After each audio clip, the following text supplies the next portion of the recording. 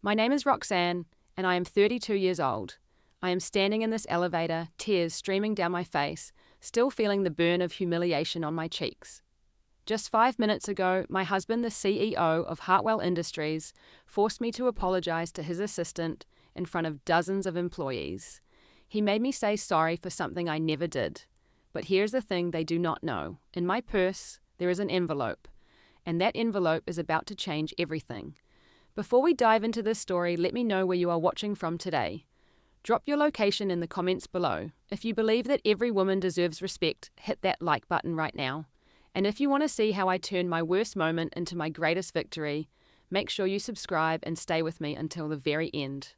Trust me, you do not want to miss what happened next. I met Derek 6 years ago at a charity gala downtown. He was not yet the powerful CEO everyone knows today. Back then, he was a vice president, ambitious and hungry for success, but still warm and attentive. I remember the way he looked at me across the room that night, his eyes locking onto mine as if I was the only woman in the entire ballroom. He walked over with such confidence, introduced himself, and within minutes, he had me laughing at his terrible jokes. He pursued me relentlessly after that night. Flowers would arrive at my office every Monday morning. Handwritten notes would appear under my apartment door.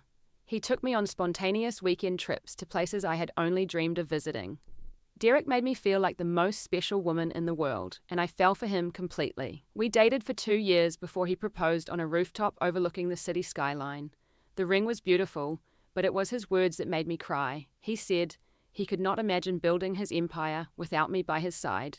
He said I made him a better man. 4 years ago, we had the wedding of my dreams. 300 guests, a gorgeous venue, and a man who promised to love and cherish me forever. We moved into a stunning penthouse on the 32nd floor of a luxury high-rise. Floor-to-ceiling windows, marble countertops, a closet bigger than my childhood bedroom. It was the kind of life I never imagined for myself, growing up in a middle-class family in Ohio. My parents worked hard to give me everything they could, but we never had excess. Everything I have achieved I earned through my own determination and effort. That is why my career has always been so important to me. I work at Aurora Marketing Solutions as a senior marketing manager. Our office is in the same building as Hartwell Industries, just 12 floors below. I built my reputation there through years of dedication, creative campaigns, and late nights perfecting presentations. I never asked Derek for favors. I never used his name to get ahead. In fact, most of my colleagues did not even know I was married to the CEO upstairs until our first company Christmas party together. Derek used to say he admired my independence. He told me it was one of the things that attracted him to me in the first place. He said he did not want a trophy wife who sat at home spending his money. He wanted a partner, an equal, someone who challenged him intellectually. And for the first 2 years of our marriage, I believed we had exactly that. My typical day started at 6:30 in the morning. I would wake up, make us both coffee, and we would sit together watching the sunrise through our massive windows. Derek would kiss me goodbye before heading to his floor, and I would take the elevator down to mine. We would text throughout the day, sometimes meeting for lunch in the cafe on the ground floor. It felt like we had the perfect balance of professional success and personal happiness. But looking back now, I can see the cracks that I chose to ignore. They started small, so small that I convinced myself they meant nothing. Derek got promoted to CEO 2 years ago. The board of directors selected him after a nationwide search, and he beat out dozens of qualified candidates. I was so proud of him that night. We celebrated with champagne and dancing in our living room until midnight. I thought this was the beginning of an even better chapter for us. Instead, it was the beginning of the end. The changes came gradually at first. Dinner reservations got cancelled because of emergency board meetings. Weekend getaways were postponed indefinitely due to investor calls. Derek started coming home later, and later, sometimes not until after I was already asleep. When I reached for him in bed, he would mumble something about being exhausted and turn away. I told myself this was temporary. Running a company was stressful. He was under enormous pressure. Once things settled down, we would get back to normal. I repeated these excuses so many times that I almost believed them. Then he hired Megan. She started 8 months ago as his executive assistant. Derek mentioned her casually one evening over takeout because we no longer had time for home-cooked meals together. He said she came highly recommended, that she was efficient and organised, exactly what he needed to manage his demanding schedule. I met her for the first time at a company event a few weeks later. She was 27 years old, blonde, with sharp features and an even sharper smile. When Derek introduced us, she looked me up and down with an expression I could not quite read. Her handshake was brief and cold. Something in my gut twisted, but I pushed the feeling aside. I was not going to be one of those jealous wives who suspected every attractive woman near their husband. But as the months passed, small things started bothering me. Derek would mention Megan's name constantly. Megan handled this. Megan arranged that. Megan is so efficient. It felt like she had become the most important person in his daily life, while I faded further into the background. The final warning sign came 3 weeks before everything fell apart. It was our anniversary of the day we first met, a date Derek had always remembered. Every year, he would surprise me with something special, a gift, a trip, even just a heartfelt card. But this year, he forgot completely. When I mentioned it gently over dinner, he looked at me with confusion, then irritation. He said, "I have a lot on my plate right now, Roxanne. I cannot remember every little date." Every little date. 6 years of us had become a little date. I went to bed alone that night, telling myself that tomorrow would be better, that we would find our way back to each other, that the man I married was still in there somewhere. I had no idea how wrong I was. The first major crack happened on a random Tuesday afternoon. I had finished my meetings early and decided to surprise Derek with lunch.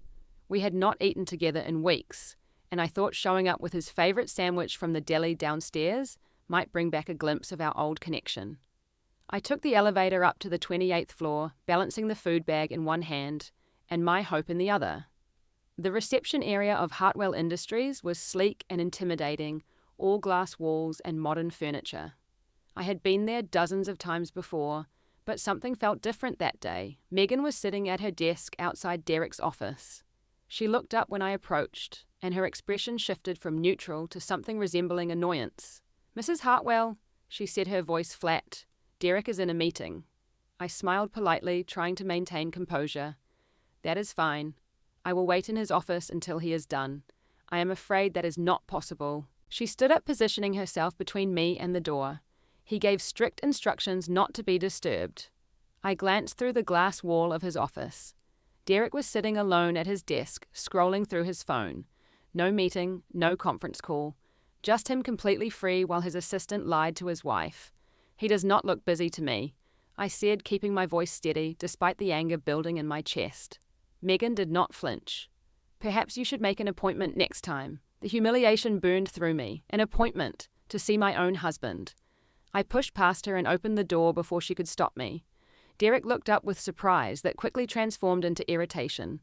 "Roxanne, what are you doing here? I brought lunch." I held up the bag, suddenly feeling foolish. "I thought we could eat together." He sighed heavily, setting down his phone. "You cannot just show up unannounced. I am busy." "You were on your phone," I pointed out. "I was reviewing important emails." His tone was clipped and cold. "And now I have lost my focus. We will have to do lunch another time." He did not invite me to sit. He did not thank me for the gesture. He just stared at me with impatience, waiting for me to leave. As I walked out, I saw Megan watching from her desk with a small smirk on her perfectly glossed lips. She had won whatever game she was playing, and we both knew it. I ate that sandwich alone at my desk, tasting nothing but salt from the tears I refused to let fall. The annual gala came 2 weeks later. Hartwell Industries hosted it every year to celebrate achievements and network with industry leaders. As the CEO's wife, my presence was expected and required. I spent hours preparing that evening, choosing an elegant navy gown that Derek had once said brought out my eyes, styling my hair into a sophisticated updo, applying makeup with careful precision. When I emerged from our bedroom, Derek barely looked up from his phone. He said we needed to leave in 5 minutes and walked toward the door without commenting on how I looked. The ballroom was stunning, filled with glittering chandeliers and important people in expensive clothes. I had attended this event 3 times before. Always on Derek's arm, always introduced proudly to everyone he knew. But tonight, something had shifted. Derek escorted me inside, introduced me quickly to one of the board members, and then excused himself to greet other guests. I watched him walk across the room, directly to where Megan was standing by the bar. She was wearing a red dress that clung to every curve, far more appropriate for a nightclub than a corporate function. Derek leaned close to say something that made her laugh, his hand resting casually on her lower back. I stood frozen, a glass of champagne in my hand that I could not bring myself to drink. Throughout the entire evening, I watched my husband orbit around his assistant like she was the sun, and he was helplessly caught in her gravity. A woman approached me with a friendly smile.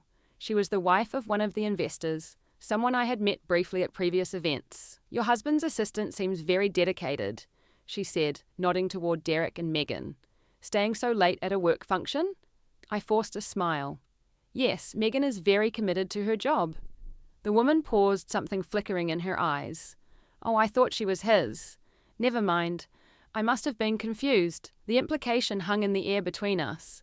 She thought Megan was Derek's wife. She thought I was nobody. On the drive home, I finally spoke up. "I barely saw you tonight. You spent the whole event with Megan." Derek kept his eyes on the road. "I was networking. She was helping me manage conversations with clients." "It looked like more than that," I said quietly. His jaw tightened. "Are you accusing me of something, Roxanne? I am saying that your assistant was glued to your side all night, while your actual wife stood alone in the corner?" He laughed, but there was no humor in it. "You are being paranoid and jealous. It is unbecoming." "Derek," I started. "Enough," he snapped. "I am not going to fire my best employee because you feel insecure. Maybe you should work on yourself instead of projecting your issues onto everyone else." I did not say another word for the rest of the drive. When we got home, Derek went straight to his office and closed the door. I went to bed alone, staring at the ceiling until exhaustion finally pulled me under. The whispers started reaching me after that night. Colleagues would stop talking when I entered the break room. People would give me sympathetic glances in the elevator. Caroline, my closest friend at work, finally pulled me aside one afternoon. "I have to tell you something," she said, her voice low. "There are rumors going around the building about Derek and Megan." My stomach dropped. "What kind of rumors?" Caroline hesitated. "People are saying they are having an affair, that they have been seen leaving the building together late at night, that they went to a conference in Miami together last month and only booked one hotel room." I shook my head. "Derek told me that trip was cancelled. He said the conference got postponed." Caroline just looked at me with sad eyes. "I am not saying I believe any of it, Roxanne. I am just telling you what people are saying. You deserve to know. That night, I worked up the courage to ask Derek about Miami. He dismissed it immediately, saying he had gone alone, that his assistant had her own accommodations. When I pressed for details, he accused me of interrogating him like a criminal. "You are driving yourself crazy with this jealousy," he said. "It is exhausting to deal with." "I am not jealous," I insisted. "I am concerned about our marriage." "Our marriage is fine." He turned back to his laptop. "You are the only one creating problems." But the problems were just beginning. Derek started coming home later and later. Sometimes I would catch a whiff of perfume on his collar, something floral and expensive that I had never owned. His phone became glued to his hand, always face down, always on silent. When it buzzed late at night, he would take it to another room to respond. One evening, I saw a text notification flash across his screen before he snatched the phone away. It was from Megan. The message included a string of heart emojis. "What was that?" I asked, my voice trembling. "Nothing." His response came too quickly. "Work stuff." "Work stuff with heart emojis." Derek's expression hardened. "Are you going through my phone now? That is a massive invasion of privacy, Roxanne. I expected better from you." He turned the accusation around so skillfully that I actually apologized. I went to bed feeling guilty for asking legitimate questions about my own marriage. Looking back, I can see how masterfully he manipulated me, making me doubt my own perceptions, making me feel crazy for trusting my instincts. The insomnia started after that. I would lie awake for hours, replaying every interaction, every suspicious moment, trying to convince myself that I was imagining things. My appetite disappeared. My work started to suffer. The woman staring back at me in the mirror looked exhausted and defeated, a shadow of the confident person I used to be. Caroline noticed the change. She started checking on me daily, bringing me coffee, listening without judgment when I needed to vent. She urged me to trust my gut, but she never pushed me toward any specific action. "Just remember who you were before all this," she said one afternoon. "You are brilliant and capable and strong. Do not let anyone make you forget that." I clung to those words like a lifeline. Somewhere inside me, the woman Caroline described still existed. I just had to find her again. The anniversary of our 4th wedding year arrived on a crisp October evening. I was determined to make it special, to reconnect with the man I married, to prove to myself that our love could survive whatever storm we were weathering. I made reservations at the restaurant where Derek proposed. I bought a new dress. I even wrote a heartfelt letter expressing my commitment to working through our problems together. When I handed Derek the card that morning, he glanced at it briefly and set it aside without reading it. "I will meet you there at 7, he said. "I have meetings until then." He did not wish me a happy anniversary. He did not acknowledge the significance of the date. He just walked out the door with his phone already pressed to his ear. I arrived at the restaurant early, my heart foolishly hopeful. The hostess seated me at our usual table, the one by the window with a view of the park. I ordered sparkling water and waited. 7:15 passed, then 7:30, then 8 o'clock. Derek finally rushed in at 8:15, not apologizing, not explaining. He slid into his seat and immediately started scanning the menu. "You are over an hour late," I said quietly. He shrugged. "Board meeting ran long. These things happen." We ordered food that neither of us touched. The conversation was stilted and awkward, two strangers struggling to find common ground. Then his phone rang. "I have to take this." He was already standing up. "Business emergency." I watched him walk outside, pacing back and forth on the sidewalk, his expression animated and engaged in a way it never was with me anymore. Through the window, I could see him laughing at something the caller said. The call lasted 20 minutes. When he returned, his entire demeanor had shifted. He was distracted already somewhere else in his mind. "That was Megan," he said, checking his watch. "There is an issue with a client contract. I need to head into the office. Tonight. On our anniversary, I told you, Roxanne. Business emergency." He was already putting on his jacket. "You can finish dinner. I will cover the bill. Derek, please." My voice cracked despite my efforts to stay composed. This was supposed to be our night. He paused, looking at me with something resembling annoyance, mixed with pity. "You know how demanding my position is. Stop acting like a child who did not get her way."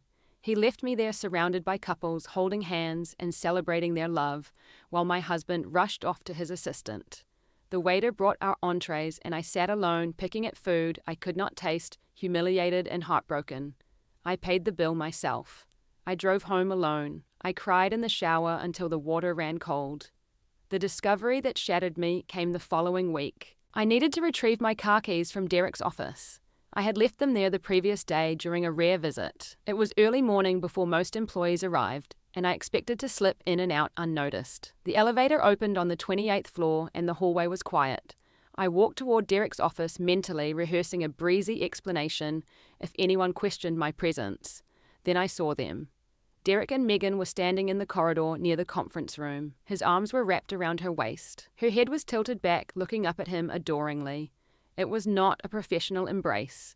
It was intimate and tender, the way he used to hold me when we were first falling in love.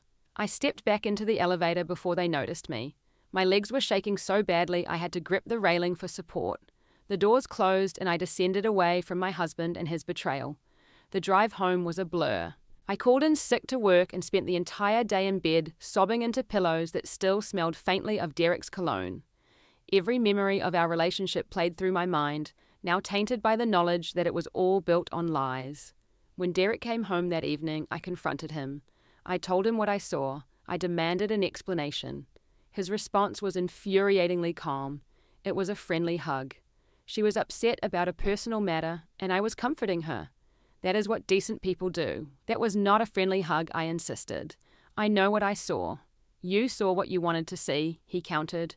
"Your jealousy has become pathological, Roxanne. Maybe you should see a therapist about these delusions." Delusions. He called my lived experience a delusion. "I do not need a therapist," I said.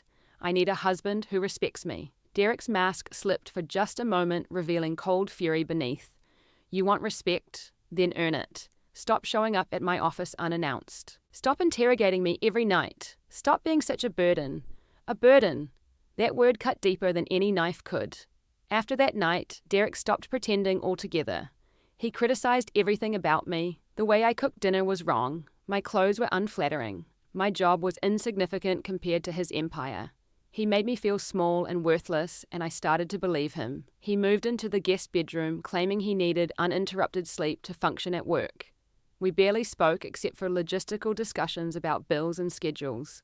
When we did interact, he treated me with barely concealed contempt.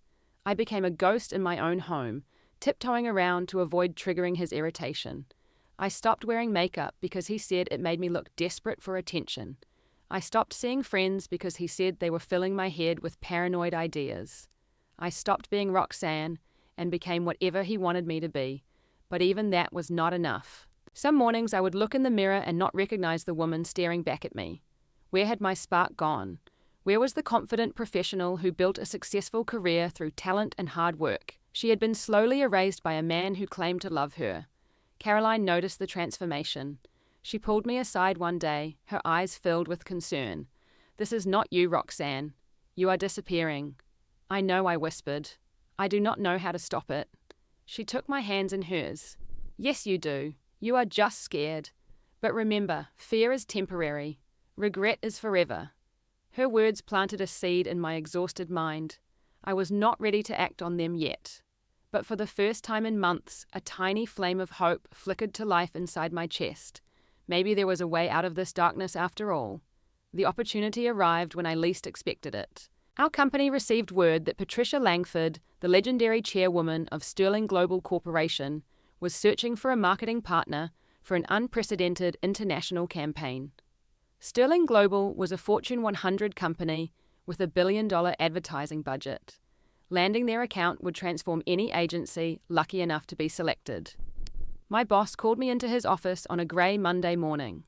"Roxanne, I am putting you in charge of our pitch presentation." I blinked in surprise. "Me?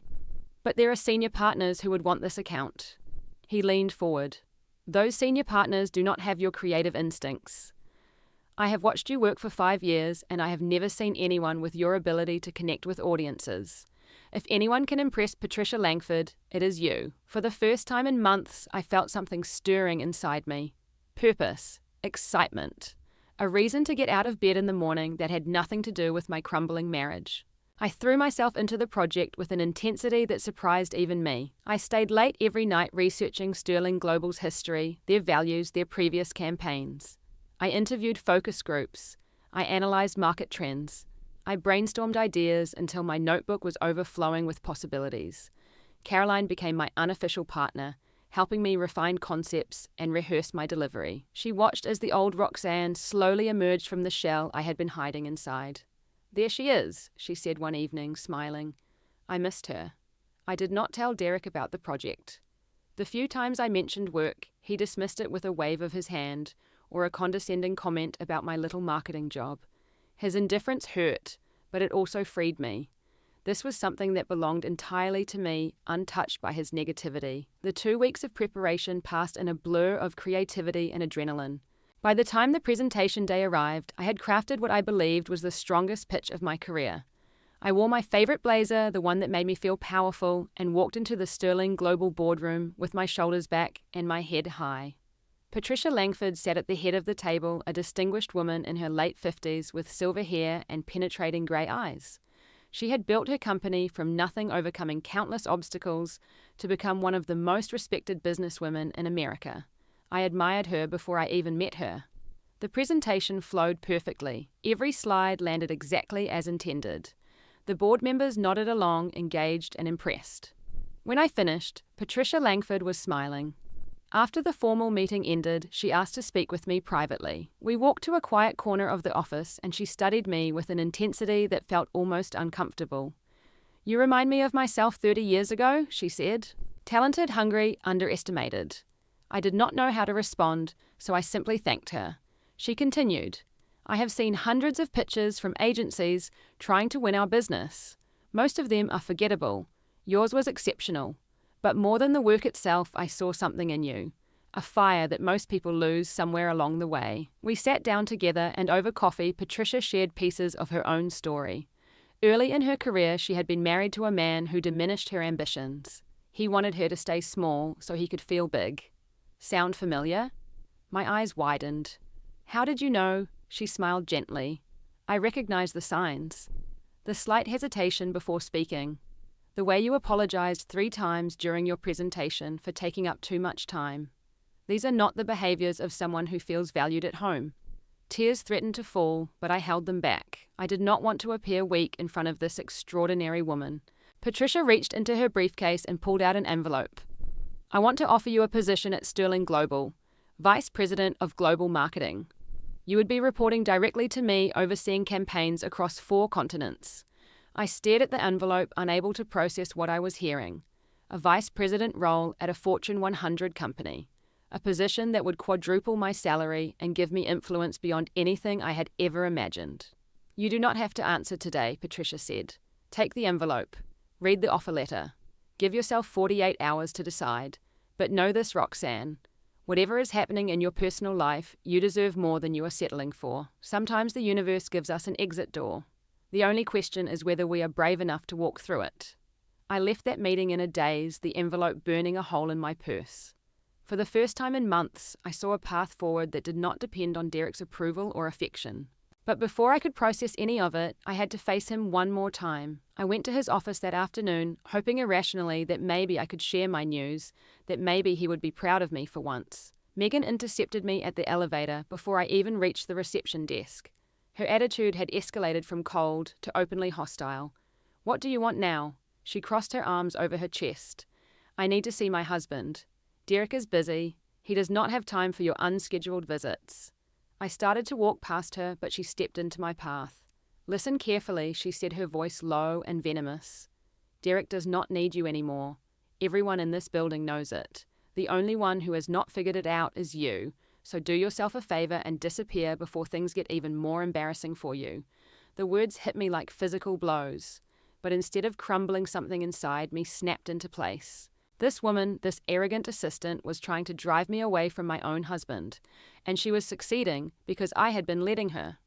I pushed past her without responding and walked straight into Derek's office. He looked up from his desk with undisguised irritation. I told Megan to handle appointments, he said flatly. What is so urgent? I wanted to talk to you about something important. Something about my work. He waved his hand dismissively. Can it wait? I have back-to-back meetings this afternoon. It will only take 5 minutes. Roxanne, I really do not have time for your little career updates. He turned back to his computer screen. Close the door on your way out. I stood there for a moment, the offer letter from Patricia Langford pressing against my hip inside my purse. He did not even look at me. His wife was standing 3 feet away trying to share something meaningful, and he could not be bothered to spare 5 minutes. I walked out without another word. Megan watched me pass with a triumphant smirk. Back in the elevator, I pressed my hand against the envelope through my purse. 48 hours to decide. But looking at the offer now, it felt less like a business decision and more like a lifeline. The call came the next morning at 9:15. Derek's voice on the phone was ice-cold, sharper than I had ever heard it. I need you at my office immediately. No good morning, no explanation, just a command. Something twisted in my stomach as I took the elevator up 12 floors. The atmosphere changed as soon as the doors opened on the 28th floor. Instead of the usual quiet efficiency of Hartwell Industries, there was a crowd gathered in the main reception area. Dozens of employees stood in clusters watching something unfold near the center of the room. I pushed through the bodies until I reached the front. Derek stood in the middle of the gathering, his posture rigid with barely contained anger. And beside him, clinging to his arm with a tissue pressed dramatically to her face, was Megan. Her eyes were red and swollen. Mascara streaked her cheeks in perfect rivulets. She was sobbing audibly, her shoulders shaking with exaggerated distress. Derek spotted me immediately. There you are. I walked toward him, confusion and dread, mixing in equal measure. What is going on? He gripped my arm and pulled me to stand before the assembled crowd. What is going on is that yesterday, after I sent you out of my office, you apparently cornered Megan in the hallway and verbally attacked her. I stared at him in disbelief. I did not even speak to her after leaving your office. I went straight to the elevator. Megan let out another theatrical sob. She called me horrible names. She said she would destroy my career. She threatened me. That is a lie, I said, my voice rising. I never said any of those things. Derek's grip on my arm tightened painfully. Over a dozen employees heard you screaming at her. Are you calling all of them liars too? I looked around at the faces watching us. Some looked uncomfortable, some looked sympathetic. But no one stepped forward to defend me. No one contradicted the narrative being constructed around me. "This is insane," I whispered. "Nothing she is saying happened." Derek leaned close, his breath hot against my ear, but his voice loud enough for everyone to hear. "You are going to apologize to her right now in front of everyone. You are the wife of this company's CEO, and your behavior reflects on all of us. I will not apologize for something I did not do." His eyes hardened into something I barely recognized. "Then you are choosing to end this marriage right here." The ultimatum hung in the air between us. My husband was publicly threatening to divorce me unless I humiliated myself by apologizing for fabricated accusations. He was choosing his assistant over me in front of his entire company. I looked at Megan, still crying delicately into her tissue. Our eyes met for just a second, and I saw triumph flashing beneath her crocodile tears. She had orchestrated this entire scene. She had finally found a way to push me out permanently. Marcus, the CFO, stood in the corner of the room. I caught his eye, and he looked away quickly, shame evident on his face. He knew this was wrong. Everyone knew this was wrong. But no one was willing to stand against Derek. My husband stood there waiting, expecting me to crumble, expecting me to beg, expecting me to be the weak, compliant woman he had been molding me into for the past 2 years. But then I felt the weight of the envelope still in my purse. Patricia Langford's offer, Vice President of Global Marketing. A future that did not include this man or his cruelty. I looked around at the crowd of witnesses. I looked at Megan's smug expression, poorly hidden behind her tissues. I looked at Derek's cold, demanding eyes. And then I made my choice. I pulled my arm free from his grip. I straightened my spine. I walked toward Megan with deliberate, measured steps. The room held its breath. I stopped directly in front of her, close enough to see the flicker of uncertainty cross her face. She had expected me to fight back. My compliance clearly surprised her. "I am sorry," I said, my voice flat and empty. 2 words. That was all I gave her. No explanation, no admission of guilt, just the bare minimum to end the spectacle. Megan's eyes widened slightly, then narrowed with satisfaction. She had won. At least she thought she had. Derek nodded curtly. "Good. We are done here. Everyone back to work." The crowd dispersed slowly, buzzing with whispers about what they had just witnessed. Derek turned back to Megan, murmuring something reassuring, while I stood there, dismissed and invisible. I walked to the elevator alone. No one stopped me. No one spoke to me. The doors closed, and I was finally alone. I caught my reflection in the polished metal interior. Tears were streaming down my face, but my jaw was set with determination. In my purse, the envelope felt heavier than ever.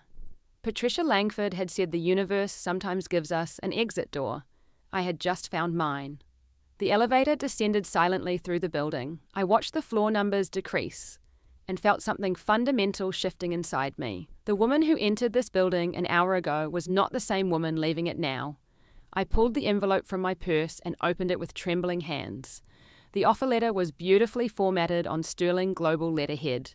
Vice President of Global Marketing. Starting salary that made my eyes widen. Stock options. Executive benefits. A corner office on the 40th floor of their downtown headquarters. Most importantly, it represented freedom. I did not wait for the 48 hours Patricia had given me. I pulled out my phone right there in the elevator and dialed her direct line. She answered on the second ring. "Roxanne, have you made a decision I accept?" There was a pause on the other end. "Are you certain you still have time to consider? I have never been more certain of anything in my life." Patricia's voice warmed. "Then welcome to Sterling Global.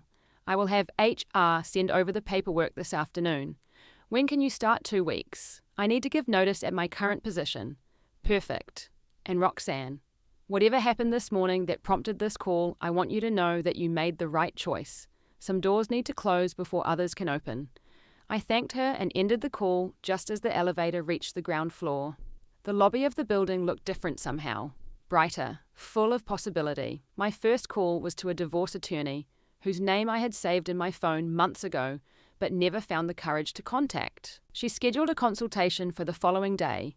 My second call was to a real estate agent. I needed an apartment of my own, something modest and manageable, a space that belonged entirely to me.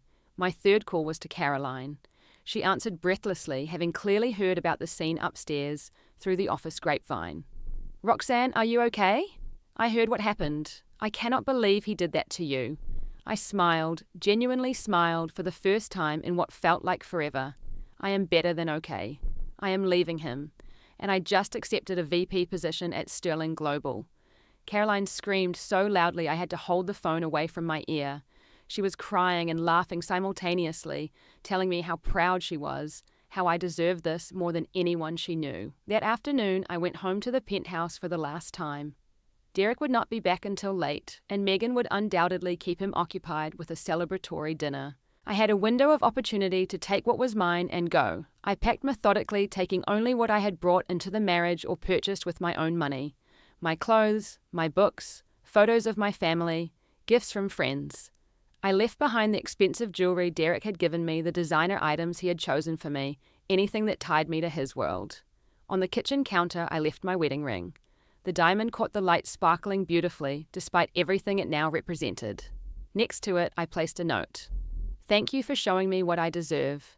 It is so much more than this. I walked out of the penthouse with 2 suitcases and a heart that felt lighter than it had in years. The doorman looked surprised to see me leaving with luggage, but he was professional enough not to ask questions. My new apartment was small by comparison. A 1-bedroom unit in a modest building on the other side of the city.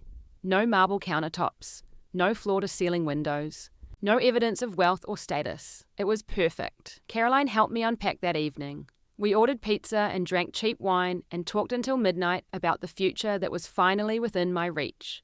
For the first time since Derek started changing, I felt like myself again. That night, I slept peacefully in my own bed in my own space.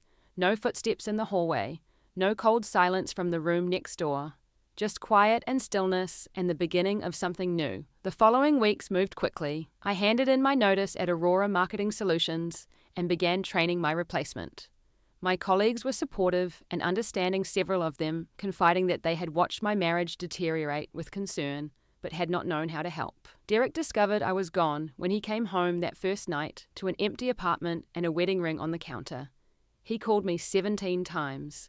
He sent dozens of text messages ranging from confusion to anger to pathetic attempts at reconciliation. I blocked his number. His lawyer contacted mine within days, initiating what would become surprisingly straightforward divorce proceedings. Derek did not want a drawn-out battle. He wanted me gone quietly so he could continue his life without the embarrassment of public scrutiny. The divorce was finalized in 6 months. I asked for nothing except my freedom. He could keep the penthouse, the cars, the investments. I walked away with my dignity and my independence, which were worth more than any amount of money. Meanwhile, my career at Sterling Global flourished beyond my wildest expectations. Patricia Langford became not just my boss, but my mentor, teaching me lessons about leadership and resilience that no business school could provide.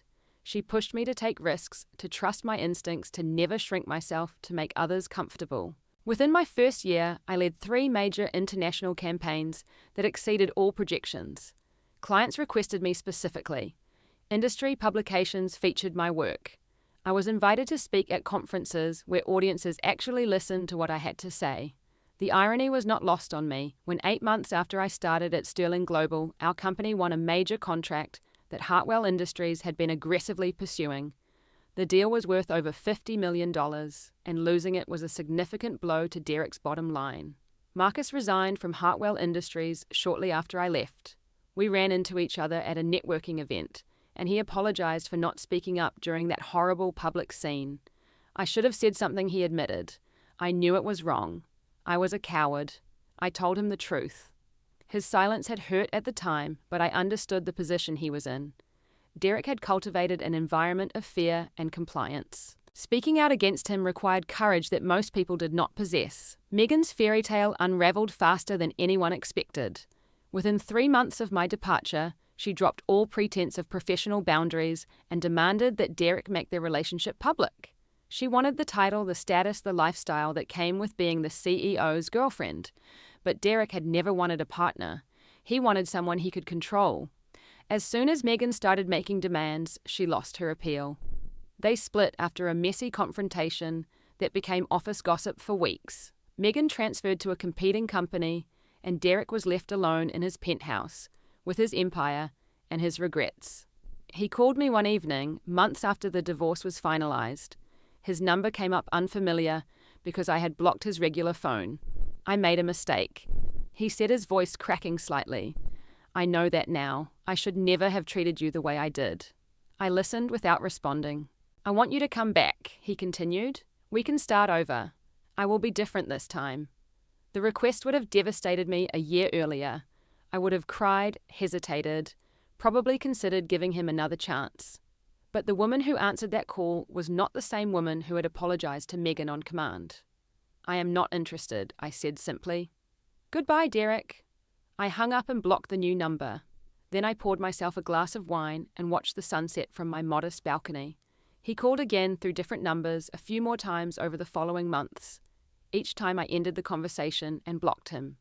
Eventually, he stopped trying. It has been 6 months since that humiliating morning when my husband forced me to apologize for something I never did. 6 months since I walked out of that building with an envelope that changed my life. 6 months since I chose myself for the first time in years. The healing was not instantaneous. Despite my professional success, there were nights when I cried myself to sleep. Mornings when I woke up reaching for someone who was not there. Moments when the weight of what I had lost crashed over me without warning.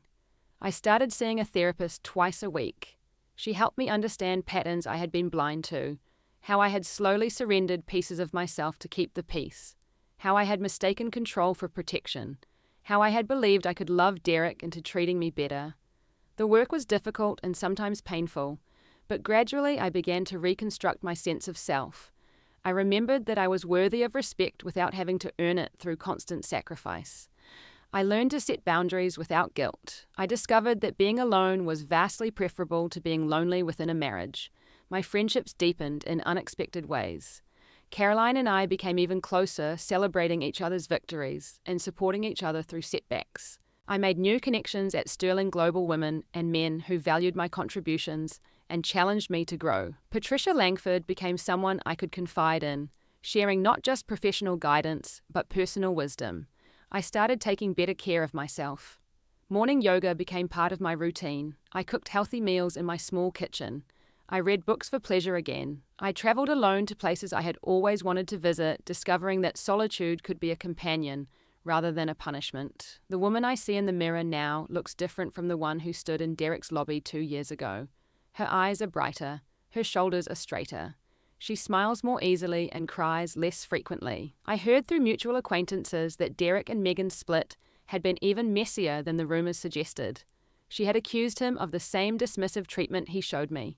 He accused her of only wanting his money. They both ended up looking petty and bitter, trapped in a cycle neither could escape. Derek is still running Hartwell Industries, though I hear the company has faced challenges since several key employees followed Marcus out the door. His reputation in the business community has shifted from golden boy to cautionary tale about letting ego overshadow judgment. Megan bounced between 2 other companies before landing somewhere I have never heard of. Her career trajectory flattened after leaving Hartwell without Derek's shadow to inflate her importance. I do not feel satisfaction watching their downfall. I expected to. I thought seeing karma catch up with them would bring me joy, or at least closure. Instead, I feel mostly indifference. Their lives no longer have any connection to mine. They are characters from a story I finished reading long ago. What I do feel is gratitude. Strange as it sounds, I am grateful for that horrible morning in the lobby. Grateful for Derek's cruelty and Megan's scheming and the entire humiliating spectacle they created, because without that rock-bottom moment, I might never have found the courage to leap. Patricia told me something during one of our early conversations that I think about often. She said that betrayal is not about the other person's failing. It is about our own awakening. I was asleep for 2 years of my marriage, dreaming that if I just tried harder, loved more completely, shrank myself smaller, Derek would eventually see my value. But value cannot be earned through self-destruction. It simply exists inherent and undeniable, waiting for us to claim it. Last month, I received another promotion. I am now Senior Vice President of Global Marketing at Sterling Global, overseeing operations that span 15 countries. I lead a team of 47 talented people who inspire me daily. I make decisions that impact millions of dollars and countless careers. I am exactly where I am supposed to be. But my greatest achievement is not the title or the salary or the corner office. My greatest achievement is the peace I feel when I wake up each morning. The certainty that I will never again apologize for someone else's cruelty. The knowledge that I chose myself, and that choice saved my life. If you are watching this story and seeing pieces of yourself reflected in my experience, I want you to hear something important. The envelope in your purse might look different from mine. It might be a job offer or a conversation with a friend, or simply the recognition that you deserve better. Whatever form it takes, the opportunity for change exists. It is waiting for you to be brave enough to open it. Leaving was terrifying. Starting over at 32 with nothing but 2 suitcases felt impossible. There were moments when I doubted every decision and questioned whether the pain of staying might have been easier than the pain of leaving. But now, standing on the other side of that fear, I know the truth. The only thing worse than being alone is being with someone who makes you feel alone. The only thing scarier than uncertainty is certainty that you will never be happy if you stay. Some days I still think about what could have been different. If Derek had gotten help, if I had set boundaries sooner, if we had communicated better. But those thoughts pass quickly now. I cannot change the past. I can only honor it by building a future worthy of the lessons it taught me. My therapist asked me recently if I had forgiven Derek. I thought about it for a long time before answering. I have not forgiven him, I said, but I have released him. I no longer carry the weight of his cruelty in my heart. I have set it down and walked away. Whether that is forgiveness or simply freedom, I am not sure. But it feels like healing. She smiled and said that sometimes those two things are the same. So here I am, 6 months later, telling you this story from my apartment that I furnished myself with money. I earned myself through work that fulfills me completely. I am not bitter. I am not broken. I am not waiting for a man to save me or complete me or give my life meaning. I am whole on my own. And that is the greatest gift my worst day ever gave me. Now I want to ask you something. Have you ever found yourself apologizing for something that was not your fault? Have you ever felt small in a relationship that was supposed to lift you up? What would you do if someone handed you an envelope with the chance to change everything? Drop your answers in the comments below. I read every single one, and your stories matter just as much as mine. If this video touched you in any way, please hit that like button and let me know. Share it with someone who might need to hear these words today. And if you want to see more stories about women who refuse to stay silent, make sure you subscribe and turn on notifications so you never miss an upload. Thank you for being here with me. Thank you for listening. Thank you for believing that every woman deserves a seat at her own table. Until next time, take care of yourself. You are worth it. I promise.